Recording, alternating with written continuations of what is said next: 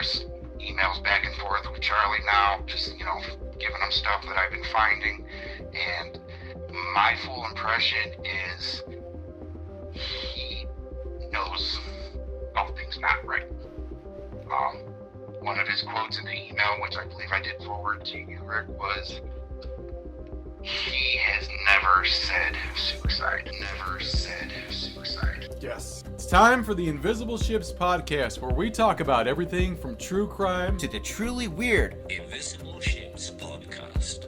We are back. It's Invisible Ships. We're crying wolf because we're back talking about the Bryon Macron case. Even though we are supposed to be hard at work on our next series, we found some new evidence, and some of our listeners have been really digging deep into the BCI file, and they found some things that were frankly too interesting to ignore, that we couldn't really let it go, and so we had to reach out and talk to them. There's two guys that we're going to be talking to today. Bob, who has been finding out tons of stuff about what was going on with Bryon Macron's phone, and Scott, our video guy. And Scott has been digging really, really deep into anything and everything that we've given him, and I can't wait to hear from both of these guys and what they got to say. Yeah, I am too. I've been going through this and kind of revisiting some of the BCI report and kind of reading up on what we're looking at. And I don't know if we have the smoking gun, but we definitely have stuff that I think changes the BCI's timeline.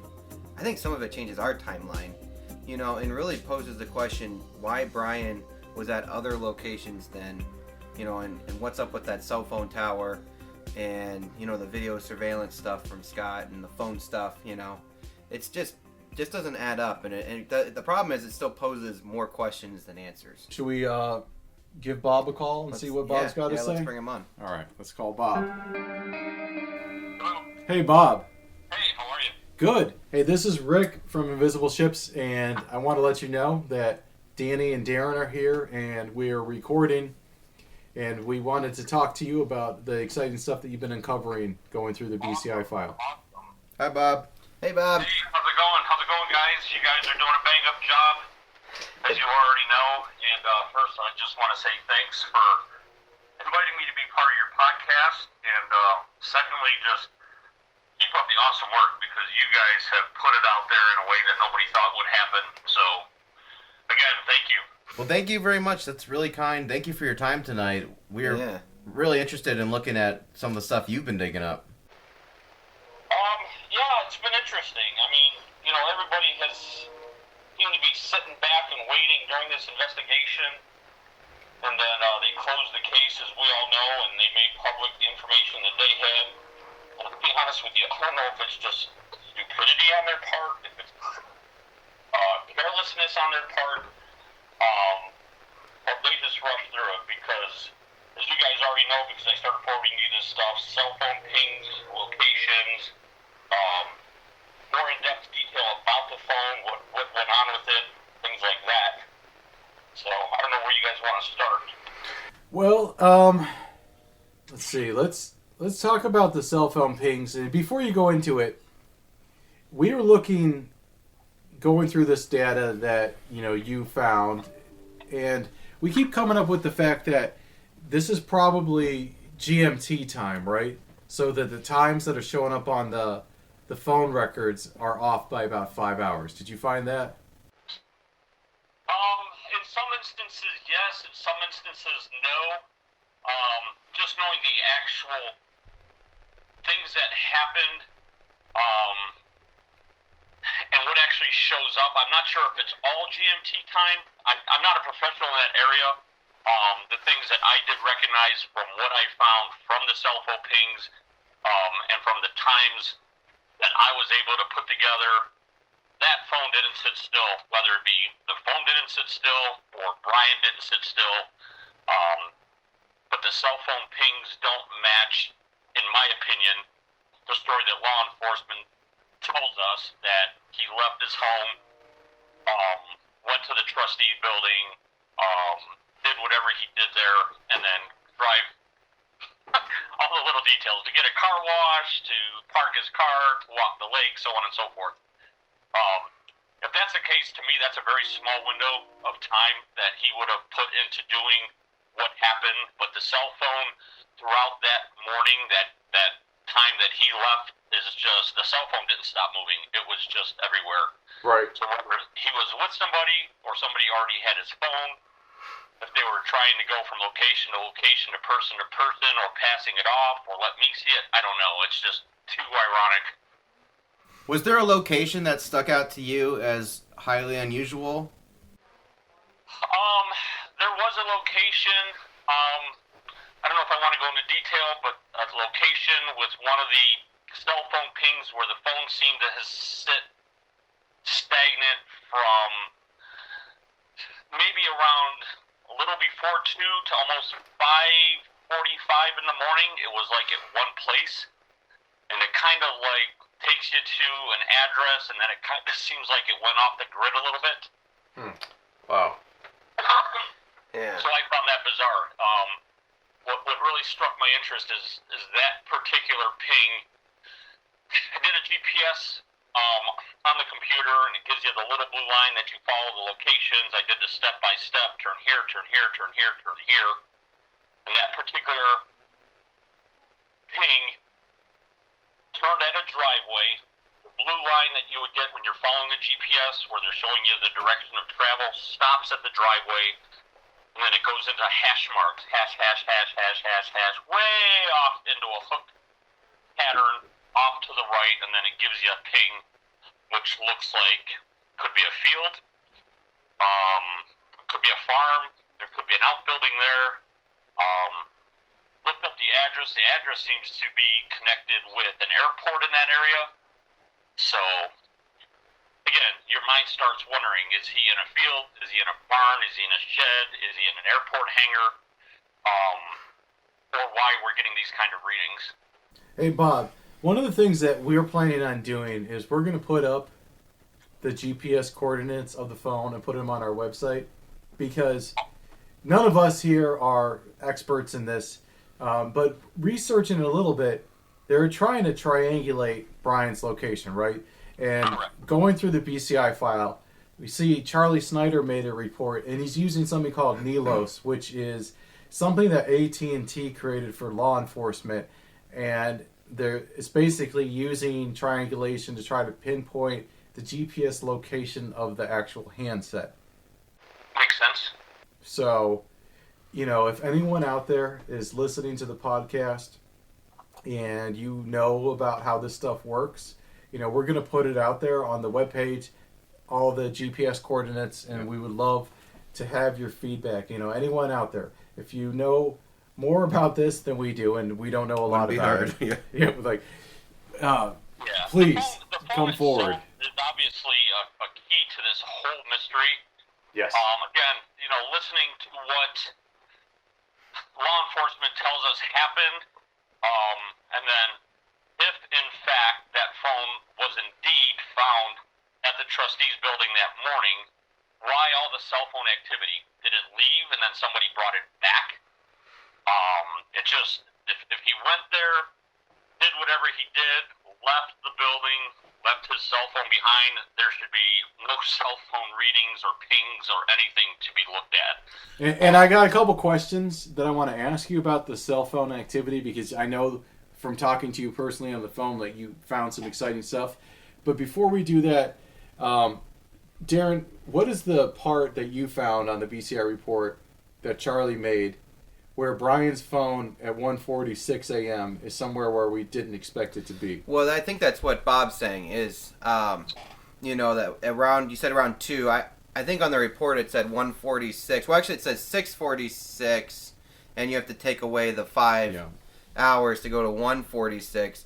It's over like Kennard Road, Westfield Road, kind of like in that area where there's a grass airstrip there, and it has a 2,500 meter radius that it says it's within 2,500 meters of that GPS coordinates, right?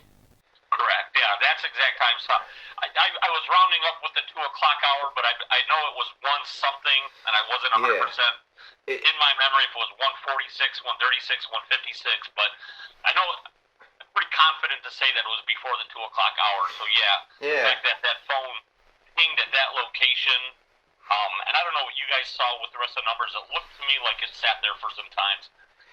Well, I think that one, it sat for 4 minutes in that area, and then it moved to a Carson Woods GPS coordinate where it sat for like several hours, I think. And Right. we're kind of thinking that maybe Karsten Woods is just where his phone is registering when he's at his office. Okay. I'm not sure, and that's why, I'm calling on anyone listening that has more expertise in this to know. It would be amazing if it wasn't. Still, Yeah. we already have a contradiction into the official narrative. And then I know that we got to talk about the calendar update and the MTM connections too. Perfect. And again, in the information that BCI released to us, there were some extraction files. I don't know if they forgot to clear them, if they intentionally didn't clear them, or if they just thought there was nothing there and they released it. But the information that we found was that Bryan's phone has supposedly a calendar event that Linda Bauer spoke of, when she said his phone was open up to a red screen meeting with irate residents. Which is, let me stop you there. Why would Bryan, in the middle of his suicide or whatever, put that in there? And just the way that he wrote the calendar meeting is just like meeting with angry resident. It's so weird.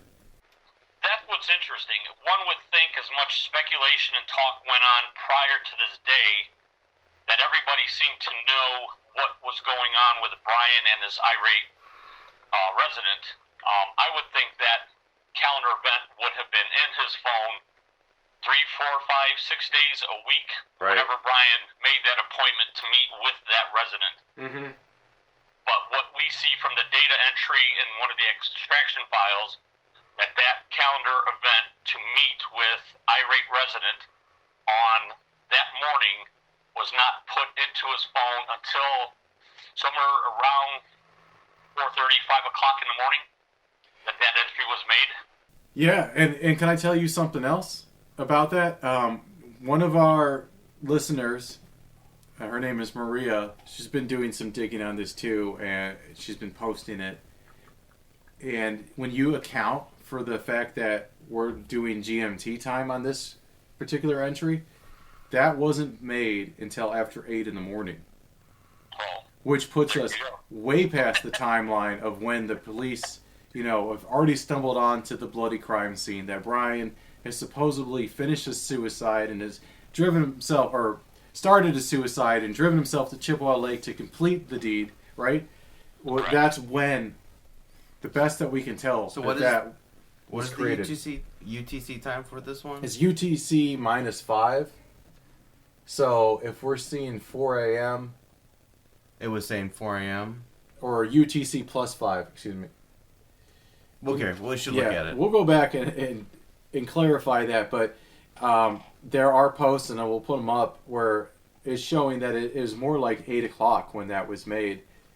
Okay. And I know I kind of stepped on my point too about it, but how strange is it that if Bryan was stressed about this upcoming meeting with an angry resident, and he had created like kind of a confederation of his other co-workers, all the way up to having Sanford hide and wait to meet this guy, that why would he need to make a calendar entry about it? Because it would be something that would have been on his mind the whole time, right? I mean, he's supposedly involved everyone in the office about this meeting with the angry resident, and best case scenario, he's making this entry 4 hours before the meeting. Worst case scenario is obviously he was murdered and somebody involved in his death made that to lead people off the trail. But no matter how you cut it, it's strange that we even see a calendar entry for it. I agree 100%. It almost leads back into, that's why this case is so crazy. If you were trying to stage a crime scene and stage a suicide, and your story all week had been, you might have been, oh crap, I got to put this meeting in here. Yeah. Sure. And I've always agreed with the cops that the crime scene was staged. I just don't think that Bryan staged it. I agree that it was, in my opinion, from what I see, it does look staged. I don't think, this is two complicated of a case. I mean, somebody that wants to commit suicide, it's going to be a one and done. And I know it said it before. Everybody knows Bryon was probably anything shy of being a Navy SEAL. He was involved in some pretty high elite task force. He was a weapons man. I think it would have been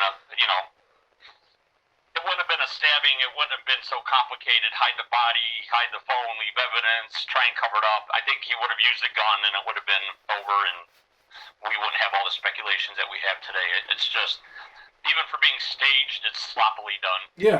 I mean, I totally agree with you. And then, there's some other things that I always think about, that no matter who you are or what you were, generally when you're committing suicide, you're not in what we would call the right frame of mind. And in what we see from this case is that, somebody, whether it be Bryon, which I don't believe, or I really believe that somebody's trying to stage it, but the amount of thought that goes into a lot of this, it doesn't make sense. I mean, it's like they're purposely spreading breadcrumbs for us to find. Oh yeah, absolutely. It's too well thought out, like you said, to even be a suicide. There's too many details.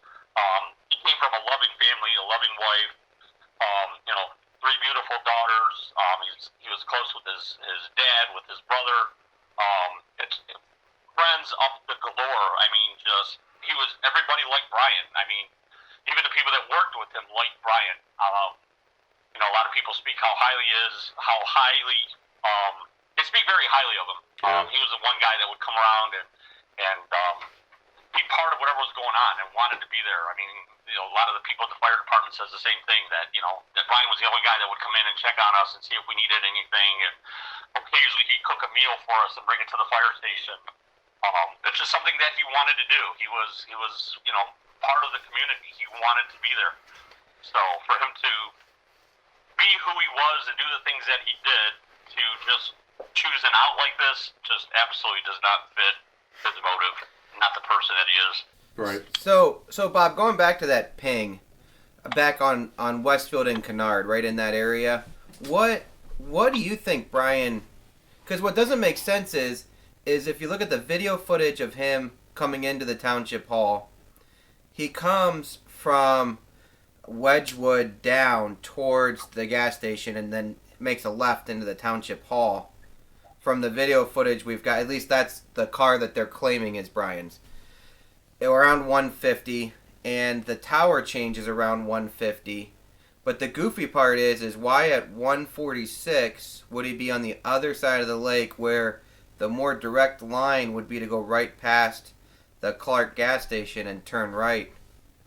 You know what I mean? I'm thinking Bryon and or his vehicle could have been in one location, and Bryon and or his phone could have been in another location. That's what I'm wondering too. I believe there's a theory that somebody drove his car, somebody watched his car, somebody placed his car at the lake where they found it. Yeah. Too many unanswered questions there. Supposedly there was blood found in a service bay. Could that blood have happened if that's where his vehicle was washed? Which would be really a sad thing, because now we have people that worked with him on a daily basis, that were close to him on a daily basis, could be involved. So what, the service bay you're talking about at the township? Correct. That's yeah. right. Okay. Yep. Yeah. So they never identified or whatever? Yeah, they never identified that blood. Never identified that blood. I thought that cop said something about a Hispanic employee That might have cut himself. That's the only reason I'm saying Hispanic employee is because What he said. that's all we got from the detective, was that there was a Hispanic employee there that may have cut himself. But yet, they never matched the blood. You know? You're right. And And they didn't, never they didn't checked it. bother checking it. And they didn't check to see if it was Right. the same blood as Bryon's in the office. Why, You know? why would that even be considered, guys? I mean, come on. Yeah. I know. It just blows You know? your mind, right? That's almost as crazy as throwing away knives at a crime scene where somebody was... Bloody we'll just throw it away. The guy, put it in the dumpster. The guy ran away. You know? I've never heard of more knives going missing and a stabbing I know. It's- murder that we're dealing with. It's I mean, insane. And when you think about it, like, you don't know what happened. You just stumble onto a bloody, messy office, and you find a knife, and like, I don't think this is related in any way to all the blood that I'm finding. Like, how does that? Let me clean up for you guys. How did this 3 guy knives, pass the police 3 academy? different accounts. That should be the first day. He got all A's in the cleaning section of Police Academy.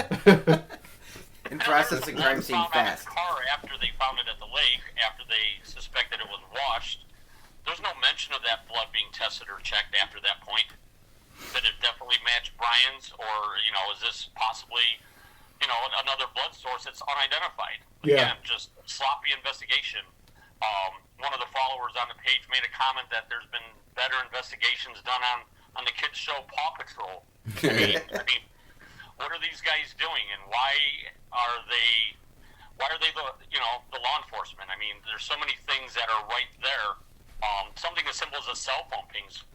Look at them, see where they go. Don't just say, "Oh, he left the building and then went to the lake." I mean, Yeah, it doesn't add up, Bob, and it shouldn't be up to us. It shouldn't be up to people like us to figure it out. You know that Nashville bombing that happened around Christmas, that blown up RV, they find like a dead, scorched body, and then like the next day they're making an arrest at somebody's house. sure. The Medina PD, they have all, and the sheriff's department, they have all this information, and it's like they didn't even bother checking it. They're just throwing away pieces of evidence and not following the leads that they should have been following. Yeah, makes no sense. Makes no sense. I also want you to talk about the MTM connection. Am I saying that right? I think it's an MTP connection. MTP connection. Okay. Yeah. What is that? An MTP connection is it can be compared to like a USB connection. Okay. MTP connection, when programmed into the phone, allows that phone to communicate with other electrical devices and may include information or file transfers. Right. So with that being said, if that connection was done on Bryan's phone, and if it was locked because nobody seems to be able to get into the phone, there were some things done to access the phone to put that calendar event for that morning to meet irate residents, because with the MTP connection they access the MEI numbers, which is the really fine small numbers you usually find on the back of your phone. That's like your VIN number to your vehicle. It tells you exactly what you have and who you are, and that's how the phone companies connect your phone to the world. So Okay. it's through that MI connection. So again, interesting. The MTP connection, accessing Bryan's calendar.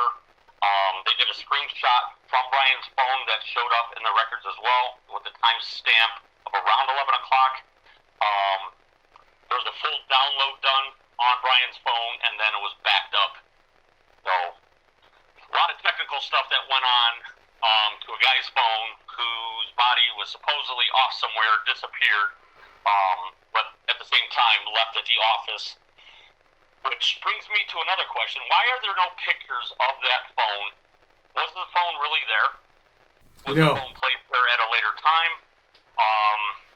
Or even better, if we revert back to the scenario with the shoes, how do they know he was wearing his boots? Who looks at people's shoes or people's boots to know he was wearing boots? If you put four cell phones down on a table, I couldn't tell you whose cell phone it is. So at a glance, could somebody have seen a phone and assumed that it was Bryan's?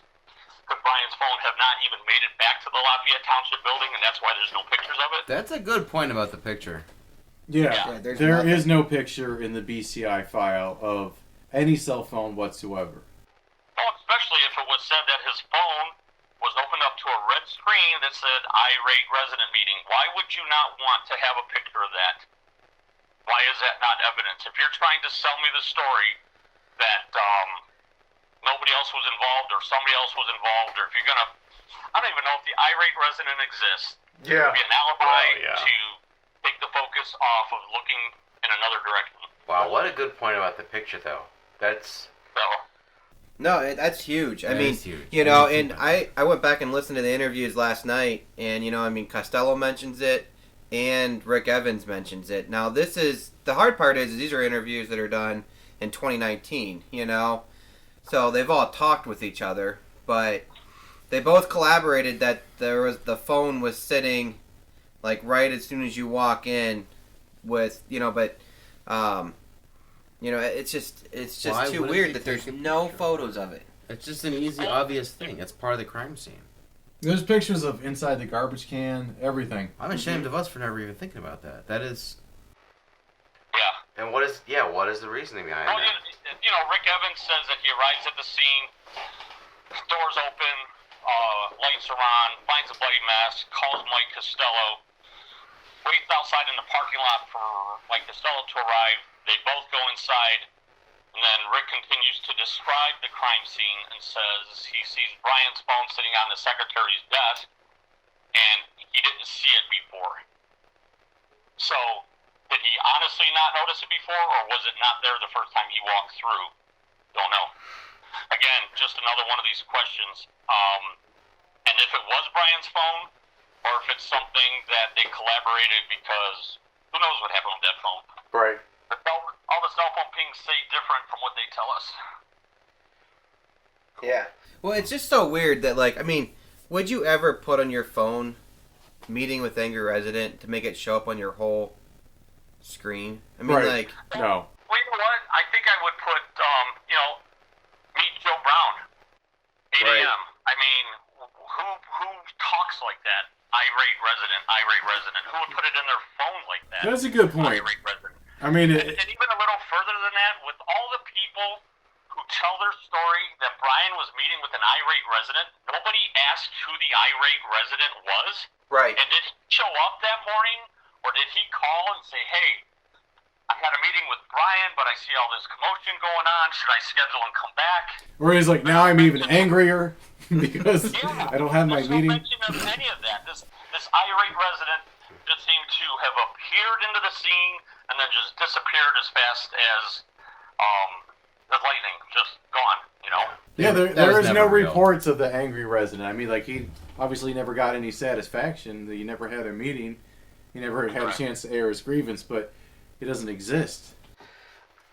Does he or does he not? It's a good point. It's something that's been in the back of my mind, and I would think at some point it would have come forward that he had a meeting with this guy and he never showed up. Because if I was at irate resident and there's a thought that somebody might have my name, that I was meeting with him, and then all of a sudden he's dead, I think I would want to clear my name if I was that irate resident. Yeah. Just to say, hey, I did have a meeting with Bryan, but whoa, hold on a second here, guys. So I don't know. I really think that the calendar entry is damning. I mean, and we can argue. Let's look at the UTC timeline. We can argue about the timing, but somebody took a screenshot. We know from what we know from Bryan's phone that somebody took a screenshot of that on his phone, and that it looks like the entry was created at 4 in the morning. Even if it was created at 4 in the morning, it makes no sense. But Even the MTP connection, did they make a dummy phone? Did they make a backup of Bryan's phone? Are they putting stuff into Bryan's phone remotely? I mean, that's what has me concerned. You're talking about file transfers between, at least 2 or more than 2 devices. So. well, I think if they got into Bryan's phone, it's to erase things, not. I mean, I guess maybe add stuff. They So- obviously added the calendar entry. I was reading about MTP, and the way it works, it can only take and put back. But the workaround is once you take it, you can edit it and then put it back in edited. Oh, okay. So you could take his calendar contacts, or whatever, Mess and with then it. create it. But it's primarily for media. The M in MTP stands for media. So a lot of images and sounds and stuff like that. But on Android, it could just kind of stand for everything, I think, too. So what did Bryan have on his phone that they would want, Other than to cover their tracks. No matter what, that's weird. Yeah, exactly. Because, obviously he didn't, unless he transferred it to a township office computer. And if it was 4 a.m. That's UTC, you add 4 a.m. 5, so it'd be 9. After you're bleeding all over the place. Yeah. Right, well, that'd be after he's gone anyways, and they should have Yeah. had it in their possession. There'd be no reason for people to mess with it. Yeah. And the fact that Oh wait, unless it's the that his cops. phone did a complete Almost backup. 1,000. Who goes So to it gets their me office to commit If suicide? it's at 9 a.m. it's And then the before they cops. do it, thinks, Subtract. well, I need to back up my Yeah. entire phone. You had 5. Good point. point. Just in right? case, I don't want any of my data to be corrupted. We really need to Right. look at I want to the make sure they know, that everything is correct and they spell my name right. Seriously, wouldn't that be one of the last things on your mind? I mean, you might, if you were going to commit suicide, and you're in your right mind, which is kind of an oxymoron, you might want to make sure that your wife and kids are taken care of and things like that. That's what time it is right now. Turn off the oven, something like that. But you're not really going to be worried about making sure that you can come back and retrieve all the data that's on your It's phone. 12:30 a.m. Saturday. Correct. On Not even a UTC. suicide note, not even a, hey, Victoria, I'm sorry, this, that, or whatever, not an I love you note, I'll miss you, forgive Right, so we me. need to figure out if it's our I mean, time. that would have been more or in the UTC, character but of who he was than You got it from our time. what we're, If you have to go to UTC, you wouldn't go to being led UTC. We wouldn't get to our time. believe. So if it's Doesn't make Aggie, sense. that's what we. Yeah. I want to see the picture. Yeah. So, another interesting note, and again, this is just something that was relayed to me on the morning that this all happened. Somebody who wishes to remain anonymous sent me this information that when they heard it happen, they, in disbelief, went to Bryan's page, and supposedly Bryan's page was already memorialized. So we don't have that definite. That's information that we're trying to figure out. But if that morning that he disappeared, his account is already memorialized and they don't know where he's at, and if he's coming back, or that they're going to find him 2 months later, the fact that that would be memorialized that quickly is pretty bizarre. It's extremely bizarre. Hopefully one day we'll get answers from Facebook about who was behind that and how that happened. And maybe even find out what those messages were. But, I mean, anyone that is still holding to the idea that Bryan was acted alone is insane. There's no way that Bryan was alone. And we have so many. The mechanics itself just doesn't work. I Right. mean, for him to be where he was, or to have entered the lake where they said he entered it, was a lightly snow-covered day. The lake was frozen. There were no footprints. There was no blood trail. But yet, you're going to continue to tell me that he walked the edge of the lake to find a tree or wooded area to lay down and expire. Just does not fit. I don't believe it. I don't think most of our followers believe it. It was not an act alone kind of situation. Again, Bryan was a big guy. I believe if this case gets solved, you're going to probably see anywhere between probably 4 and 10 indictments. Wow. That's just my opinion, my speculation. There's just too many different things that don't fit. I mean, we're touching on just a cell phone. There's a lot of files. There's a lot of surveillance cameras. There's a lot of pictures. There's a lot of phone information. Yeah, I think it's going to get crazy. It's going to continue to get crazier, and I think you'll probably end up doing another podcast sometime soon. So. That would be awesome. I'm looking forward to doing the podcast when they either reopen the case or get indictments, because ultimately, we all want the same thing. We want justice for Bryon Macron and justice for his family, and we just hope that it happens soon. They've already been waiting 4 years. I hope they don't have to wait much longer. Appreciate everything that you brought to us. Is there anything else that we should know before we go? You know what? All I can say is to the listeners on both Facebook and on the podcast, if you're a resident of Edina, regardless of what township you live in, I would be irate that this is happening in your backyard, that they closed the case and refused to find the answers that the public deserves. Where ultimately, I think we're going to see that these people that are responsible for this live amongst us. That's the bottom line. These aren't outsiders. These are people that were close to Bryan, people that knew Bryan, people that knew how to get to Bryan. And that's the scary part. I would be irate. I would be calling the prosecutor. I'd be calling my sheriff. I would be demanding answers. I would be demanding that this case gets open and solved so that people can go to bed at night and rest their heads. People should not have to walk around their city in fear or with eyes on the back of their heads. Because these people are walking amongst us. They're somebody's neighbor, they're somebody's brother, they're somebody's uncle or sister or aunt or cousin. That's it. I think that's pretty clear that, this needs to be solved. And I think we're all in that same agreement. Well, Absolutely. Thank you very much, Bob. Yeah, thank you so much. Thank you. Thanks for all your hard work, and keep digging. Don't quit. And we won't either. And I guess we'll be in touch. Dan, Derek, Rick, everything you're doing, keep it up. It's phenomenal. I look forward to all your podcasts. I'm not a podcast guy, which is bizarre, and I started on this more on a personal level, but just listening how you guys put this stuff together and you get the people involved is A1. So keep up the good work. Hey, we appreciate Thank that. you. We just covered a lot of ground with our interview with Bob, and we still have a whole other interview to do. We're about to talk to Scott and get his update because he's finding a lot of interesting stuff too. Plus, you know, the guys and I, we want to go over what we've heard and kind of unpack that and give our impressions. So, just because of the length, basically, of this episode, I decided to split it into two. So the next one with our update from Scott is available immediately. You can download it right now. You can stream it right now. So that is going to be our update on the Macron report with Scott. And that is available right now. So go ahead and listen to it. And lastly, I wanted to let you know that a lot of the stuff that we're referencing, whether it's the GPS coordinates and some of the video clips and things like that, is available right now on our webpage. So if you're curious about what these things look like or you think that you can help, go ahead and check it out. So that'll be at www.invisibleshipspodcast.com. And just, if you find anything, you got to let us know, okay? All right, we'll see you on the next episode.